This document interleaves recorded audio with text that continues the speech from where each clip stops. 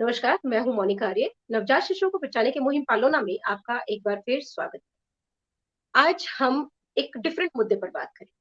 हम हमेशा abandon babies की बात करते हैं, उन बच्चों की बात करते हैं जिनकी हत्या हो गई हो या जिनको चोरी कर लिया गया हो।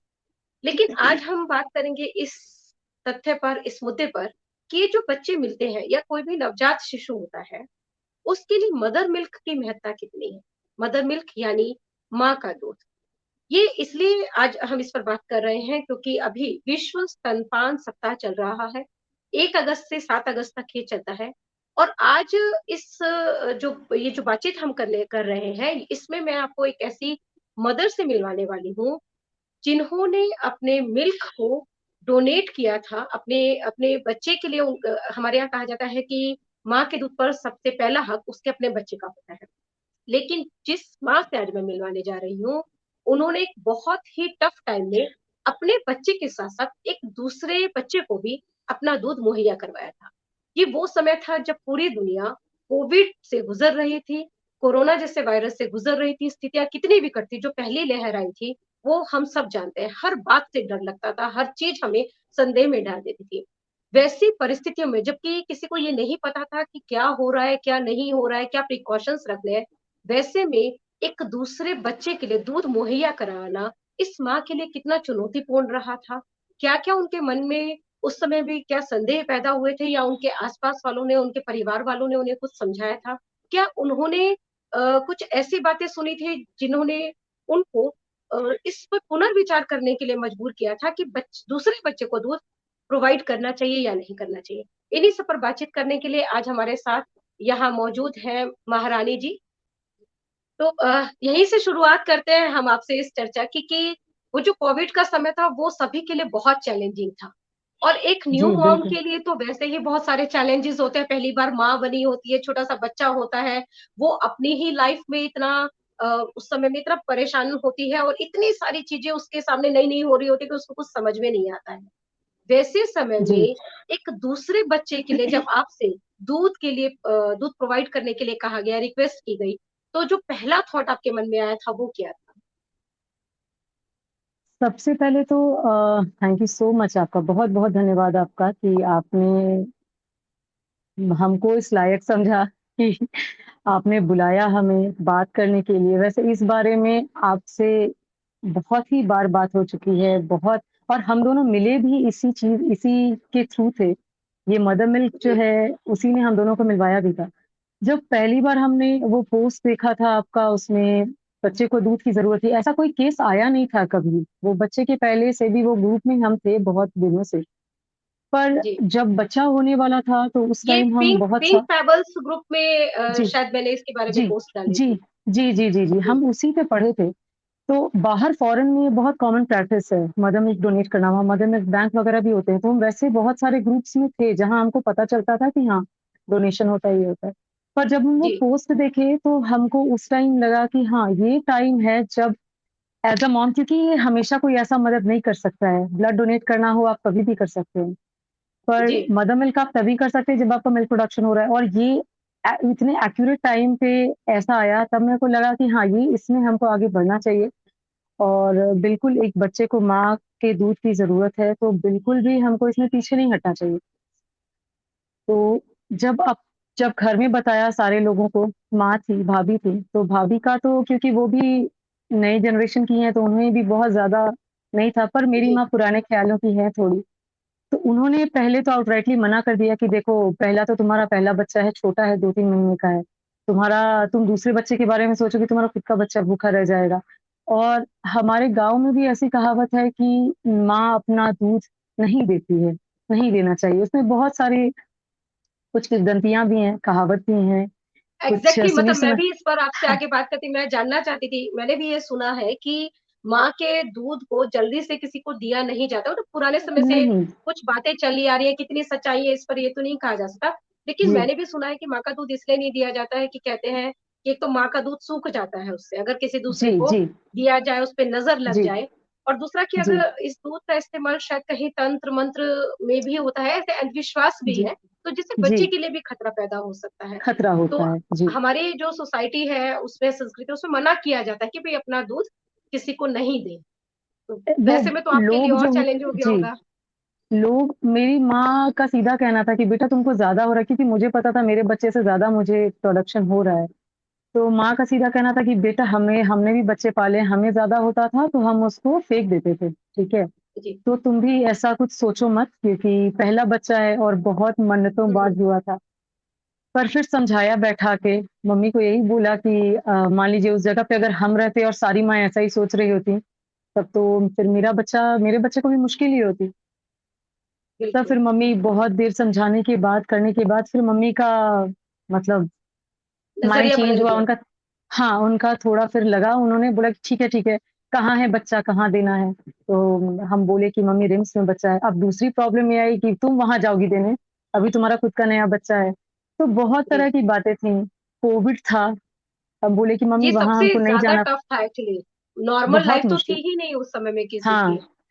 तो कोविड था उस टाइम के लिए मम्मी और ज़्यादा कि तुम अपना दूध दोगी बच्चे को अगर कोविड रहा, ऐसा नहीं तुम्हारे बच्चे को भी हो जाए, तुम्हें हो जाए, तो कैसे क्या जी। करेंगे? तो वो तो सब बहुत वो आप क्योंकि महारानी जी वो जिनके बच्चे के लिए दिया जाना था पिंकी प्रिया जी, कभी आप जी, भी उनसे नहीं मिली थी, मैं भी उनसे कभी नहीं मिली थी उससे पहले। तो कभी आपको मन नहीं, में ऐसा थोड़ा-सा डर नहीं आया कि जो ये कह रहे हैं या कहा जाता है कि अपना दूध दे दो, दूसरे बच्चे को तो दूध सूख जाएगा या बच्चे को नुकसान हो जाएगा। तो अगर मेरे बच्चे को कुछ हो गया तो फिर मुझे ही सब कहेंगे घर परिवार में सुनने पड़ेगा मुझे ससुराल से या कहीं से भी। तो इस तरह का कोई डर मन इस में कभी नहीं आया आपके? इस चीज़ के लिए ना मेरा जो बैकबोन थे, वो मेरे हस्बैंड थे मोनिका जी। मैंने उन्हें बताया, ये रात में आपसे जी, बातचीत हुई तो इसके बाद मैंने उन्हें कॉन्फिडेंस में लिया। मैंने उन्हें बताया कि देखिए ऐसी-ऐसी बात है, रिम्स में एक बच्चा एडमिट है, उसे दूध की ज़रूरत है। उन्होंने बस मुझे इतना ही कहा कि तुम कर पाओगी दोनों को? मैंने बोला हाँ, हुँ, हो जाएगा। That's great. और उन्होंने एक बारी भी नहीं बोला हमें कि नहीं तुम मत करो या फिर तुम पीछे रहो इस चीज़ में, तुम मत हेल्प करो। उन्होंने बोला कि ठीक है, अगर तुमको लग रहा है कि हो जाएगा तो बिल्कुल करो, करना चाहिए। क्योंकि जी, हमारा भी बच्चा था तो हमको लगता है कि हस्बैंड के मन में भी ये चीज़ था कि अगर उनके बच्चे को ज़रूरत हुई और कोई मान नहीं दे, तो वो हम लोगों के लिए कितना टफ टाइम रहेगा। तो वो भी आउटराइटली मान गए और वो जब कॉन्फिडेंस में आ गए ना, तो मेरा जो जितना भी डाउट था और ये था वो सारा खत्म हो गया कि हाँ, ठीक है। अब माँ को भी पता है, उधर हस्बैंड को भी पता है, तो अब अगर जी। कुछ ऊँचा-नीचा भी होता है तो मेरे साथ 2 बैकबोन्स हैं मेरे, जिनको हम जा कर के कुछ बता सकते हैं, कुछ कर सकते हैं। मुझे याद है उस समय में जब आपसे मेरी बात होती थी क्योंकि वही समय था पहली बार जब मैंने आपसे इसको लेकर संपर्क किया था। जी, तो जी। जब बच्चे को दूध देना शुरू हो गया था दूसरे बच्चे को, तो आपने एक बार कहा था कि अ, मोनिका जी पता नहीं ये उस बच्चे के नसीब से है या क्या है कि मुझे दूध बहुत हो रहा है अभी। जी देखिए, जैसे मेरे पापा थे, तो वो कहते थे ना कि भगवान अगर दोनों हाथों में से कोई एक हाथ अगर काट देता है, तो दोनों हाथों का जो ताकत है, वो एक हाथ में कर देता है कि आदमी अपना डे टू डे मतलब वो मैनेज हो जाता है। मैनेजर। जुड़वा बच्चे होते हैं, तो माँ को दूध जुड़वा बच्चों के हिसाब से भगवान देते हैं।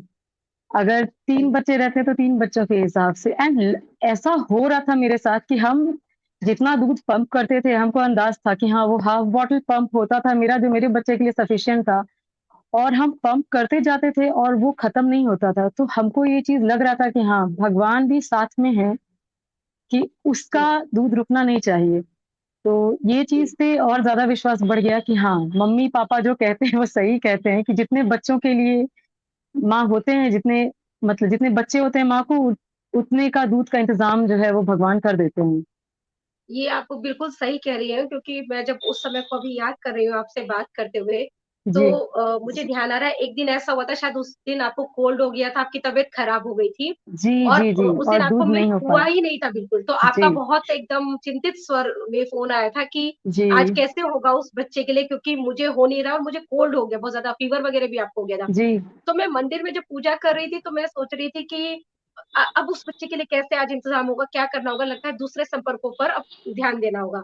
और जी, जैसे जी, ही मतलब मैं वहीं बैठी हुई थी, तभी वहाँ हॉस्पिटल से बच्चे की माँ का फ़ोन आ गया जो मेरी जी, बेटी ने रिसीव किया था और उन्होंने जी, कहा कि कल का दूध बचा हुआ है और डॉक्टर ने कहा है कि अभी दूध नहीं देना है, बच्चे को शाम को दूध देना है। तो मुझे लग रहा हाँ, था कि ऊपर भगवान बैठे हुए हैं, वो सब देख रहे बैठे हैं कि हैं। क्या चीज़ कैसे मैनेज हो रही है और कैसे करना है इसको। वो अपने जी, हिसाब से वो उन चीज़ों को स्ट्रीमलाइन कर रहे थे, जी, सभी चीज़ों बिल्कुल, को। वो बस एक ज़रिया था।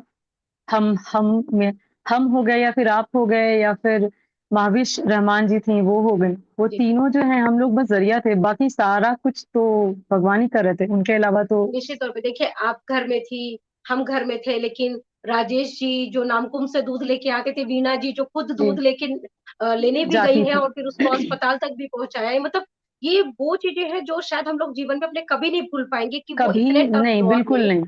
ये एक ग्रुप हम लोगों का बन गया था बहुत अच्छा-सा जी। जो बस उस बच्चे के लिए चिंतित था कि भी कैसे करके उसको कैसे दूध करना है। प्रोवाइड करना है। और उस टाइम कोविड का इतना डर था ना कि हम कभी राजेश जी को पर्सनली उनको हम प्रणाम भी नहीं कर पाए। हम सीढ़ी के पास दूध का जी, बॉटल रख के और भाग के आ जाते थे कि वो लिफ्ट से निकले और वो बॉटल लेके नीचे चले जाएँ। क्योंकि लगता था कि जी। बच्चे को दूध तो चला जाए, ठीक है, बस हम लोग कोविड से बचे रहें।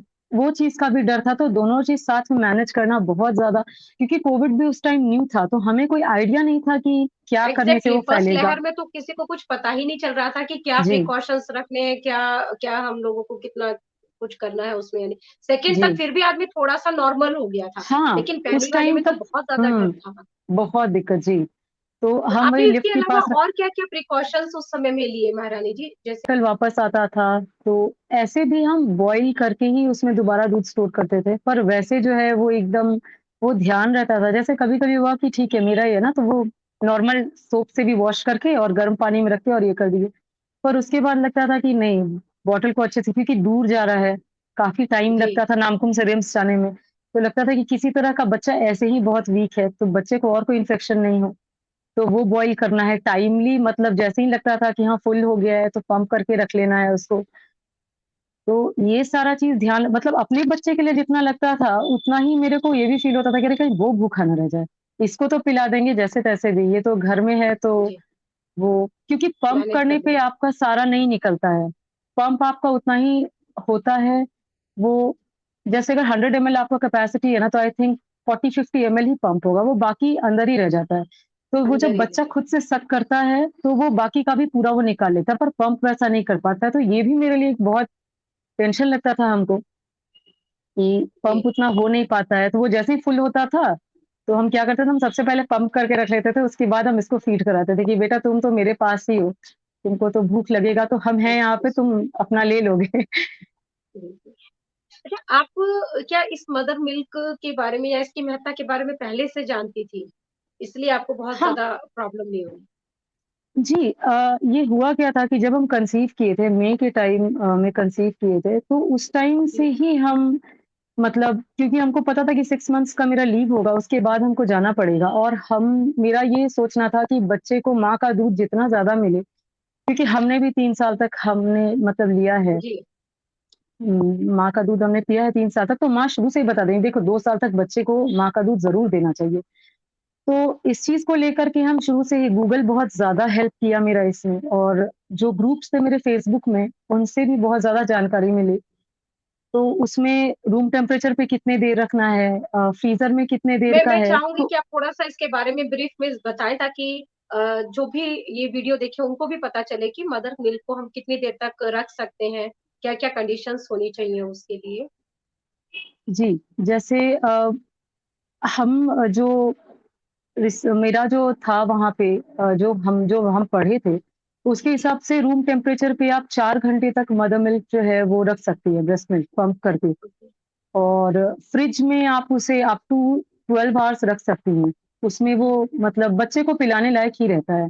और फ्रीज़र में अप टू 6 मंथ्स वो, मतलब उसमें पूरा न्यूट्रिशन रहता है। अगर वो डीप ओके, फ्रीज़ है, तो 12 मंथ्स तक ब्रेस्ट मिल्क जो है वो फ्रोज़न रहता है। आप उसको थॉ करके, जो थॉ करना हम लोग बोलते हैं कि वो पूरे के पूरे कंटेनर को आप गर्म पानी में डुबा दीजिए। दूध को गर्म नहीं ओके। करते हैं हम, दूध को गर्म पानी में डुबा देते हैं, दूध का जो कंटेनर रहता है, और वो दूध जब रूम टेम्परेचर पे आता है, तो उसको बच्चे को पिलाते हैं। क्योंकि ब्रेस्ट मिल्क को गर्म करने पे उसका सारा कुछ खत्म हो जाता है। आपने तो एक प्रक्रिया का नाम क्या कहा? एक टर्म आपने यूज़ किया ना? थॉ उसको करना? थॉइंग, हाँ, थॉइंग बोलते हैं। तो वो ओके, फ्रिज से जमा हुआ कोई भी चीज़ को आप बाहर निकालिएगा और उसको रूम टेम्परेचर पे करने को उसको थॉ ही बोलते हैं। तो हम लोग जल्दी-जल्दी में करने के लिए उसको गर्म पानी में डुबा देते थे, गर्म क कंटेनर को ही, जी, बॉटल को। और उसके बाद फिर क्योंकि हम जब जॉइन किए ऑफ़िस, तो तो उस टाइम ये थोड़ा बहुत ही अनाज खाता था, इसको दाल से रिएक्शन हो गया था, एलर्जिक था ये दाल से, तो दाल का पानी इसको मना हो गया था उस टाइम। तो हम ऑफ़िस जाते थे, हम 3-4 घंटे के लिए ऑफ़िस रहते थे और ये फ्रीक्वेंट फीडर था, इसको हर आधे घंटे में थोड़ा-थोड़ा दूध चाहिए होता था। तो जब जी, भी दूध देना होता था, तो मम्मी भी एकदम एक्सपर्ट हो गए थे, मम्मी को जैसे ही लगता था कि अब ये रोने वाला है, तो मम्मी फटाफट जाते थे, फ्रिज से निकालते थे और उसको रख देते थे गर्म पानी में और फिर उसको पिला देते थे। तो ऐसे ही मेरा बच्चा भी पलाया है। ये राज्य में पिछले 2 साल से चल रही है कि यहाँ मदर मिल्क बैंक स्थापित किया जाएगा। अभी तक झारखंड में जी, कहीं पर भी मदर मिल्क बैंक नहीं है। तो जी, आपको क्या लगता है, जैसे मैं अबंडन बेबीज पर काम करती हूँ, तो मुझे पता है कि अबंडन बेबीज के लिए जी। तो ये दूध जो है, ये बहुत ज्यादा जरूरी है। इससे उनका सर्वाइवल रेट काफी बढ़ सकता है। बिल्कुल, बिल्कुल, लेकिन बिल्कुल। इसके अलावा आप एज ए मदर कितना इसकी जरूरत को महसूस करती है? एक सामान्य बच्चे के लिए भी, या जिसको अबंडन नहीं किया गया, एक सामान्य बच्चे के लिए भी ये जो बैंक है, ये कितना जरूरी है आज की डेट में? मोनिका जी, हम तो यही बोलेंगे कि जितना ज़रूरत ब्लड बैंक का है, किसी भी स्टेट में या फिर किसी भी रीजन में होना, ब्लड बैंक का जितना ज़रूरी है, जी, उससे कहीं ज़्यादा ज़रूरी मदर मिल्क बैंक का होना है। क्योंकि ऑर्फन्ड बच्चे जो होते हैं, जिनको छोड़ दिया जाता है, आप गाय का दूध पिला करके, क्योंकि वो किडनी में बहुत इफ़ेक्ट करता है छोटे बच्चों को, तो गाय के दूध से आप बच्चों को नहीं पाल सकते हैं। वो माँ का दूध से ही उनका जो ऑर्फन्ड बच्चे मर जाते हैं, बहुत कमज़ोर हो जाते हैं, मैल न्यूट्रिशन रहते हैं। वो माँ का जी, दूध ही वो कमी पूरा कर सकता है। तो जितना ज़रूरी ब्लड बैंक का होना है, हम तो बोलेंगे उससे कहीं ज़्यादा ज़रूरी मदर मिल्क बैंक का। क्योंकि ब्लड ब्लड देखिए, ब्लड है ना कि कोई भी कभी भी दे सकता है। 15 प्लस 60 के नीचे कोई भी दे सकता है। वो जब मन आए, आप 3 महीने में 1 बार ब्लड डोनेट कर सकते हैं। पर माँ का दूध जी। ऐसा चीज़ है ना कि कोई भी औरत अपने पूरे लाइफ स्पैन में 2 बार या 3 बार ही कर सकती है। जब-जब उसके बच्चे होंगे वो जब तभी भी कर वो सकती है। हाँ, जब भी वो हाँ, बेबी को डिलीवर करेगी तभी कर सकती डिलीवर करेगी वो तभी कर सकती है और इसका कोई दूसरा सब्स्टिट्यूट भी नहीं है कि आपसे मदर मिल्क, जैसे ब्लड का कोई सब्स्टिट्यूट नहीं है, मदर मिल्क का भी कोई सब्स्टिट्यूट नहीं है।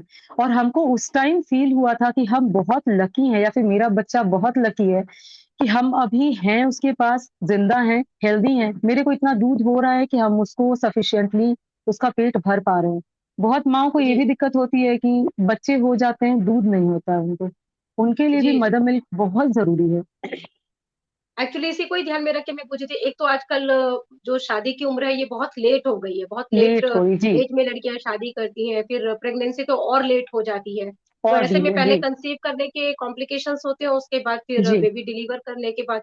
तो मुझे लगता है कि ये बिल्कुल। जो मदर मिल्क प्रोड्यूस नहीं होना, ये अधिकांश मदर्स को इस समस्या से जूझना पड़ता होगा आज के समय में। बिल्कुल, बिल्कुल। वो सफिशिएंट दूध ना होना ये हम जब थे तो मेरे फ्लैट में ही 2-3 और थी 2 औरतें थी जिनको बच्चे हुए थे और उनका दूध सफिशिएंट नहीं होता था। एक तो रीज़न ये भी रहता है कि माएँ जो हैं, वो सोचती हैं कि अच्छा रात में बच्चा रोता है ना तो उसको फ़ॉर्मूला फेड कर देती हूँ और रात के टाइम में ही औरत की जो बॉडी है वो सबसे ज़्यादा एक्टिव होती है मिल्क प्रोडक्शन में। आपको बच्चा रात भर जितना सक करेगा वो नेक्स्ट डे के लिए आपको उतना ही ज़्यादा दूध बनेगा।